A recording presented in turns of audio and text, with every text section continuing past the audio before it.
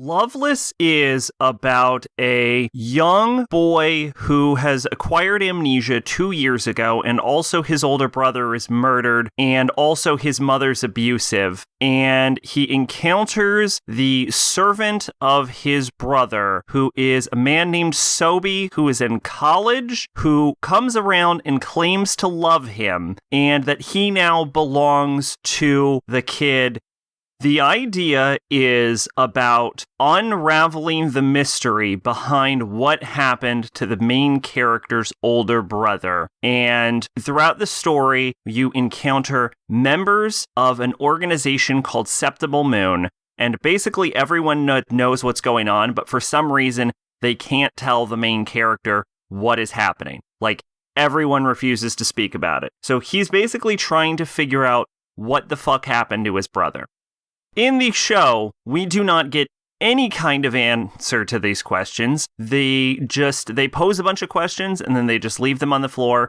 You never get any answers. Why does the main character have amnesia? How did he get amnesia? What happened to the brother? What does Septimal Moon want? You never get any of this. It introduces this combat system because the Septimal Moon organization tries to fight them. And so there is 2 people involved in this that share the same name, but Sobi and the main character have different names, but they're trying to form a contract anyway. And so one of them is the sacrifice who takes all the damage from the battle, and the other one is I want to call it a Sentoki, who basically casts spells by just saying words out loud to damage the other person. And they do this in a weird extra plane where there's stars all around.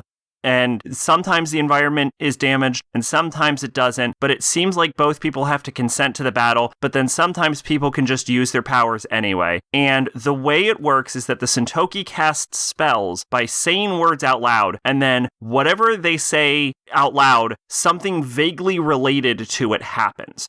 So they could be like, a curtain of darkness blankets the area, and then it'll turn dark. And then the other person will be like, and then I set the curtain on fire or some bullshit. And then the fire appears out of nowhere and then burns the person, but not the dark. So there's like these weird layers of metaphor that function in what they're saying, but they're also not sometimes. Sometimes they'll just be like, I cut you. And then the person gets cut. But like at one point, someone attacks Sobi and is like, I cut you. And then Sobi's like, no, you don't. And then the person says, yes, I do. And it works. And then Sobi gets cut. So like, I do not understand how this combat system works. It seems like 2 children playing with toys, just saying what vaguely happens, and eventually someone decides who was right. Because a thing you can do in this combat system is just say, no, that didn't happen. And sometimes it just didn't happen. And then sometimes it did. And I asked my mother, because Loveless is her favorite manga,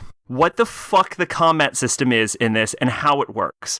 And she didn't know the answer to that either. And she says she's not sure that the author knows the answer to that. And to be honest, it's possible that it works in some sort of metaphors that only function if it's written in native Japanese, but it's also possible that it's complete fucking nonsense. And considering everything else wrong with the show, I have to imagine it's just complete fucking nonsense. Anyway, moving on from that confusion. In this setting, there are people with animal ears. Some people have cat ears, some people have dog ears. I thought it might be related to whether you're male or female. That's not it at all. It just might be related to introversion or extroversion. It might just be whatever the mangaka thought looked best on the character she drew them on, because as far as I'm concerned, I don't think there's any thought actually put into this. The basic idea is people have animal ears until they lose their virginity, which means that there is a constant reminder on the screen about who has and who has not had sex. Now, you might be wondering, as I was, why this information is required for the audience to have. I don't know, but it is on the screen constantly. And you might think, well, maybe it has something to do with the people sharing the names in the combat system. But no, it doesn't seem to. Because sometimes someone will have their animal ears and the other person won't. It doesn't matter. It doesn't matter. I don't know why this information exists. The only thought process I could have is the mangaka just wanted to draw some people with animal ears and some people without them. But like, you don't need to add the virginity thing as part of that. You could just draw some people with animal ears and some people without, and it would make as much, if not more sense than what is actually portrayed in the actual show. Anyway, fuck all that. let's talk about how every character in the show sucks and I hate them. First off, main character is this like depressed emo kid, understandable, right? But he's like an asshole to everyone. He's an asshole to everyone, and he just never stops being an asshole, and I can't fucking stand him. So you'd think he'd be the worst character. And then there are a bunch of bullies in the school. They're fucking awful. Then there's the antagonists. The lesbians are okay. No problems with that. The main villains that we only see part of are like these two professors. Who gives a shit about them? They're not important. Then there's these two other kids who try to rape the teacher because they're awful, and then they're just part of the main cast now, so that's great. We have these rapists as part of that. And then we have the schoolgirl who has a crush on the main character. We'll get back to that because that's another problem with this show, but let's hold off on that. Then we have Sobi, who's the only character I've bothered to remember his name because they say it so often.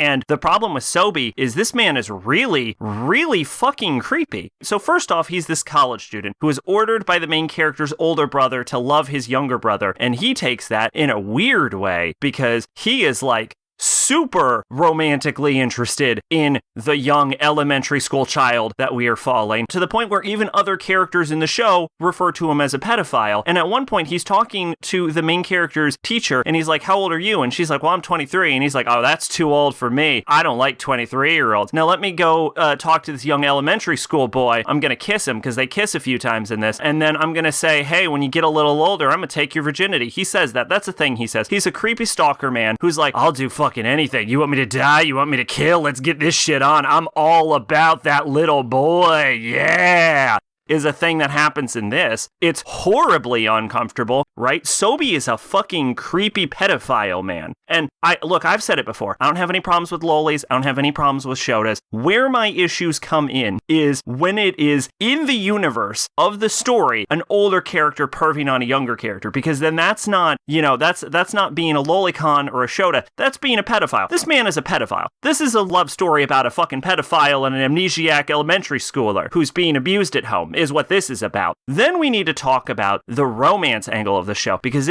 I've never seen love and romance be handled so poorly, I think, in anything. Twilight is a better love story than that, and I've read all the books, so you can believe me. So in this show, everyone falls in love in 2 seconds. It takes 2 fucking seconds, right? So, like, I remember I mentioned the girl has a crush on the main character. Well, she talks to him. He's an asshole for her. They have 3 dialogue scenes, and then she tells the counselor, man, I love him. I'd fucking die for him. And then, like, the same thing happens with Sobi. It's like, man, I fucking love him, and I'd die for him. This happens with every character. Every sort of, like, romantic attachment that any character has. Like, there's a guy who has a crush on the girl who has a crush on the main character, and he's like, well, I love her, and I'd die for her, and I've had about 5 scenes with her, so haha, I'm in the lead. It makes no sense. People fall in love within 2 seconds, right? It's like a fucking Romeo and Juliet play, but like everyone is an asshole or a pedophile or a fucking creep. And then there's this like weird bondage thing where, because whenever you're injured in the fight, chains appear around on you, right? So then you start like chaining people in the comments, and it's an excuse to put the boys in collars and fucking manacles, right? No hate on anyone that likes it, but like I don't like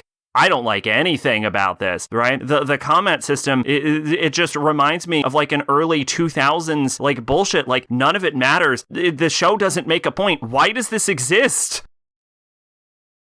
Twitch and Discord in the description. I've been Sacrobolic, your envoy of hope. Bye-bye.